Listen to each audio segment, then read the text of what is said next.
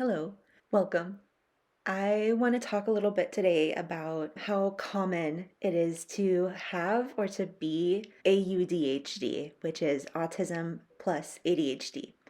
This was not possible as a diagnosis, as a combination diagnosis, until the DSM-5, which came out in 2013. So if you're hearing a lot about this in the last few years, it's because research is finally starting to catch up to this big change. This is a study from 2021, so it's not the most recent. It's from an academic journal called Research in Developmental Disabilities. The title of the study, Clinical Characteristics of Children with ASD and Comorbid ADHD, Association with Social Impairment, and Externalizing and Internalizing Behaviors. Now, this study looked at children, so just keep that in mind. With any study, it's important to know what the population is so that you can kind of tell how applicable it might be to what you're looking at it for, which because of this more recent change in the DSM, you're more likely to find children diagnosed with both of these disorders than you are to find an adult diagnosed with both. I don't know how I feel about the word disorder. I'm still forming my thoughts on that one. This study looked at children, keep that in mind, children ages 6 to 12, and in 4 different groups. A group of children with just autism diagnosis, a group of children with ADHD, a group of children with both ADHD and autism, and a group of children as the control with neither. This study mentions actually at the very beginning that they found when they were starting their research that the prevalent rates of comorbid ADHD symptoms in ASD range from 37 to 85%, suggesting that ADHD is the most frequent comorbid condition in ASD. That's pretty intense. It doesn't necessarily work the other way around. In previous studies, both autism and ADHD have shown some social impairment. So this study is kind of looking at comparing that with children who have both ADHD and autism.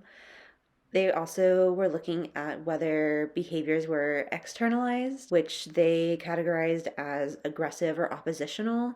And this is from an outsider's perspective. I always wonder what that experience is like to the person that they're looking at, right? What does that feel like to the person? And this is what it looks like. It looks aggressive and it looks oppositional and it looks like a tantrum, but what is that like for that person? I'm curious. Anyway, or internalized behaviors, defined as anxiety, depression. Participants were given questionnaires to measure social impairment and internal versus externalization behavior. And the study found that social impairment was more likely in autism and those who had autism plus ADHD, less apparent than ADHD alone, and that those 3 groups experienced a significant amount more of social impairment than the group without any disorders. Externalizing and internalizing scores were actually pretty comparable, they said, between all 3 of those groups. They had originally hypothesized that ADHD and those with autism and ADHD would exhibit more externalizing behaviors than the only autistic and control groups, but they were incorrect. The point of the study was basically to suggest that clinicians look at both diagnoses when considering children with either disorder, because the symptoms of social issues is not just an autistic experience. Treatments may vary based on which one it is, and so getting something like that incorrect or not realizing that it's both could keep that person from experiencing life to the best of their abilities because they won't have the same tools that they would have had otherwise. Anyway, thank you.